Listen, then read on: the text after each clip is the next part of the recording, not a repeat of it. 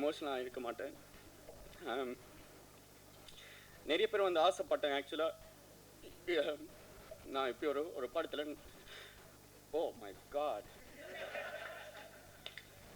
நிறைய பேர் வந்து ஆசைப்பட்டாங்க இப்படி நான் ஒரு படத்தில் நடிக்கணும்ட்டு. சின்ன வயசுலேருந்து எனக்கு என்னடா இது சின்ன வயசுலேருந்து எனக்கு இது ஒரு கனவு, ஒரு ட்ரீம்.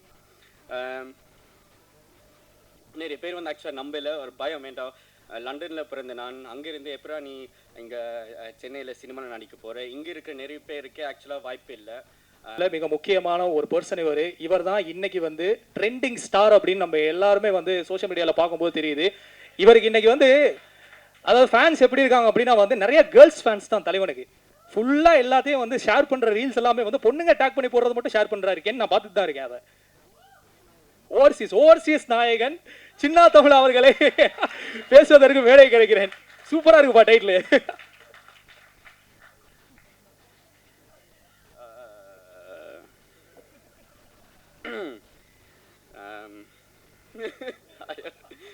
வணக்கம், என் பேர் வந்து சின்னா.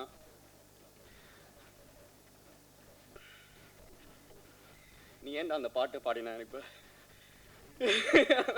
அந்த பாட்டு பாடியிருக்காட்டி நான் எமோஷனலாக இருக்க மாட்டேன். நிறைய பேர் வந்து ஆசைப்பட்டேன் ஆக்சுவலாக. நான் இப்படி ஒரு படத்தில் ஓ மை காட்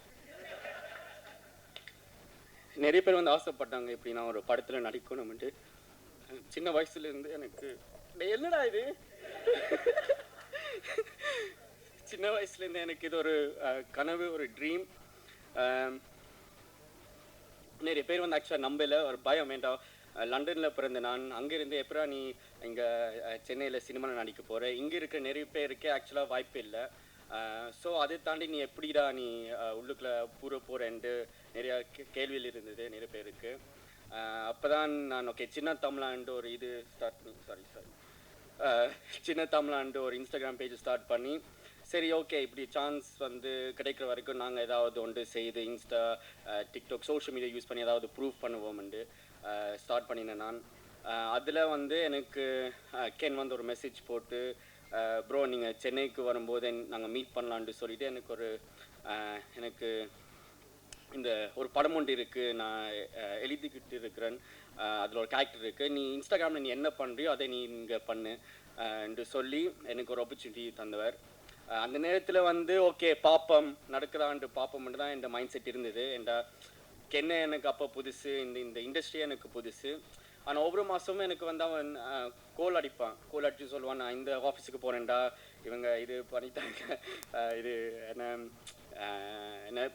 ஆஃபீஸாக போவேன். ஆக்சுவலாக நான் அப்போ யோசிப்பேன், என்ன இவனே ரிஜெக்ட் பண்ணுறாங்க, எங்களே எப்படி அக்செப்ட் பண்ணுவாங்கன்னு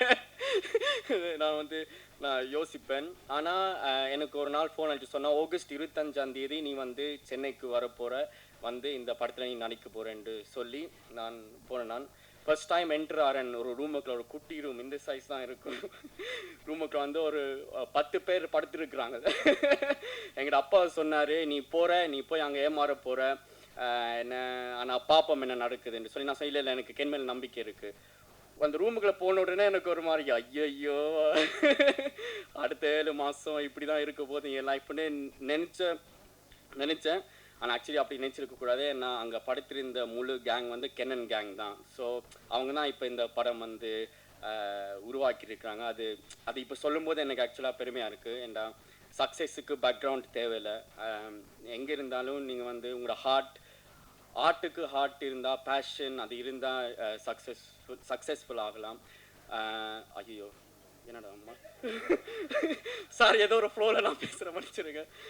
பட் யா கென்னுக்கு நன்றி. கென்னன் கேங்காக என்னையும் அதில் சேர்த்துக்கிட்டான். ஸோ அதுக்கும் ரொம்ப நன்றி. ஓவராக பேசிட்டேன், மன்னிச்சிருங்க. மற்றது சுராஜ் சார், தேங்க்யூ உங்களோட கைண்ட் வேர்ட்ஸ், சப்போர்ட்டுக்கு. ஷூட்டுக்கு அப்புறம் வந்து நீங்கள் என்கிட்ட நான் பேசினது, எனக்கு அட்வைஸ், சினிமா பற்றி தந்த அட்வைஸ் எல்லாம் நன்றி. நளினி மேம், நான் வந்து எங்களோட அம்மாவோட சாப்பாடு மிஸ் பண்ணுறேன்ட்டு நான் சொன்னேன். ஸோ அதுக்கு எனக்கு இடியப்பம், சோதி, எங்களோட நாட்டு சாப்பாடு எல்லாம் எனக்கு எங்கேயோ இருந்த ஒரு பேக்கரியிலேருந்து வாங்கி கொடுத்து எனக்கு சாப்பாடு கொடுத்தா நன்றி.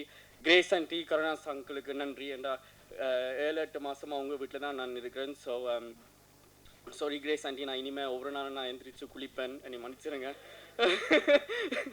ஆனால் எனக்கு சாப்பாடு போட்டு அதெல்லாம் பண்ணுறது வந்து தேங்க்ஸ், நன்றி. வேறு விக்கியண்ணா, ஃபர்ஸ்ட் டைம் நீங்கள் வந்து என்னைய ஓ ஐயோ இல்லை வேண்டாம். விக்கியண்ணா, நீங்கள் வந்து ஃப்ரேமில் நீ அழகாக இருக்கிற, உனக்கு பெரிய ஒரு ஃபியூச்சர் இருக்குதுன்ட்டு நீங்கள் ஃபர்ஸ்ட் டைம் சொன்னீங்க. ஒரு டெக்னீஷியன் பாயிண்ட் ஆஃப் வியூ அப்படி சொல்கிறது வந்து ஒரு பெரிய ஒரு விஷயம் உண்மையாக. Devadarshini ma'am, thank you. Yeah yeah so thanks எல்லாருக்கும், இங்கே வந்து எல்லாருக்கும் தேங்க்ஸ். என் பேர் வந்து சின்ன, அடுத்த தேங்க்ஸ் மீட் இல்லாட்டி சக்ஸஸ் மீட்டில் உங்களை நான் கண்டிப்பாக கன்ஃபார்மாக நான் சந்திப்பேன். நன்றி, நன்றி, வணக்கம். டேய் ஈஸ்வர், தேங்க்ஸ் மச்சி. இந்த படத்துல ஆடிஷனே இல்லாமல் செலக்ட் ஆனது சின்னாவை மட்டும்தான் இருக்க முடியும் அப்படின்னு நினைக்கிறேன். எது தலைவனுடைய ரியலே எது ரீல்னே தெரிய மாட்டேங்குது நமக்கு. ஸோ ஓவர்சீஸ் நாயகன் சின்னாவை தொடர்ந்து அடுத்து நம்ம கூட பேச போகிறது ஓகே.